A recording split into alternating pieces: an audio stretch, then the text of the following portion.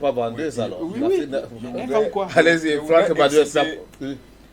Depuis un certain temps, la Côte d'Ivoire impose aux bailleurs de fonds le type de devise avec lequel il va rembourser le crédit. Ce qui n'avait jamais existé. Quelle devise? Le franc CFA. Merci.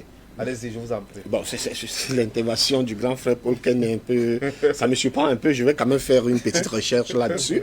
Parce que, déjà que le franc CFA, je ne sais même pas si c'est d'ailleurs une devise, mais bon, on lui concède, j'allais dire, le bénéfice du doute en attendant que nous aurons la meilleure information à notre niveau. Mais moi, je suis en train de dire une chose.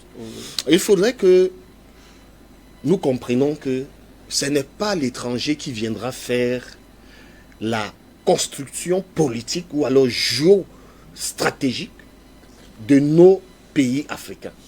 L'Afrique doit arrêter de pleurer. L'Afrique doit arrêter de pleurer. Il y a des dynamiques africaines qui en ce moment sont en train de se lever pour créer des conditions de négociation avec les puissances qui permettent qu'ils puissent gagner quelque chose.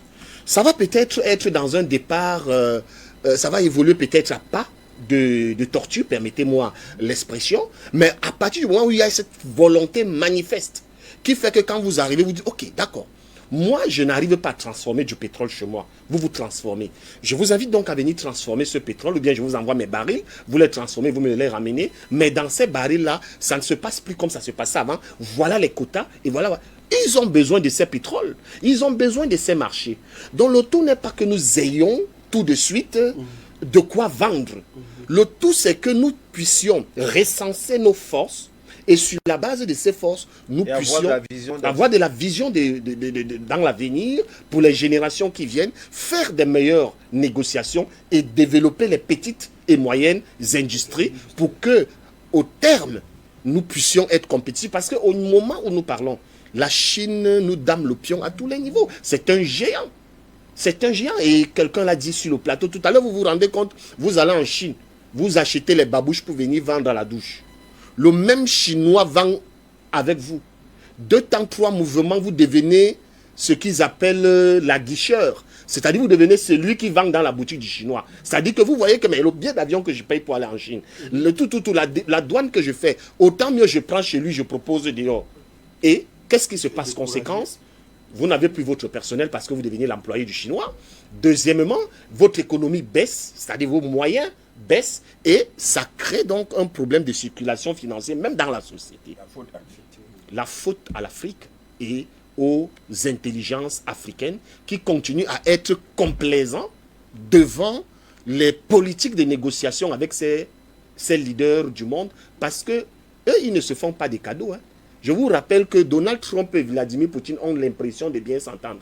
Mais ça n'empêche pas que Vladimir Poutine dit qu'il va livrer le pétrole à Cuba. Oui. Il lui dit aux États-Unis, je vais livrer le pétrole à Cuba. Et l'Inde dit à la Russie que, l'Amérique dit à l'Inde que ne prend plus le pétrole de la Russie. L'Inde dit aux Américains que vous êtes un bon partenaire, on va continuer à négocier avec vous, mais le pétrole de la Russie là doit d'abord venir. Vous voyez que il n'y a pas de relation sentimentale dans ces choses. C'est une question du plus fort gagne le plus faible. Et le plus faible et du recevoir. Il faut être solide sur le plan décisionnel. C'est pour ça que j'ai parlé tout à l'heure de l'audace. Vous comprenez? Et dans ce sens, je voudrais que vous me permettez de sortir en félicitant une fois de plus, et nous devons même d'ailleurs payer, c'est-à-dire que porter ce combat que les présidents et dirigeants de l'AES sont en train de mener. J'ai aimé une des sorties du président Tchani du Niger qui a dit récemment dans une de ses sorties que le Niger a trop souffert et en Afrique, on connaît le Niger, les Nigérians comme des gars qui cousent les chaussures. Ils sont en train de se balader avec les toc-toc et tout ça. Que cette époque-là est terminée. Maintenant, on va travailler. Mais vous croyez qu'il compte sur quoi? Il compte sur sa détermination. Il a recensé les capacités économiques du Niger. Il sait que maintenant, quand il va aller proposer, ça va changer. Comment se fait-il que le même président dit maintenant qu'il c'est moi qui pose des questions sur ce plateau. Vous l'avez dit, c'est moi qui pose des questions sur ce plateau. Merci, je ne voudrais pas vous étouffer, mais il y a Mme Linda qui attend.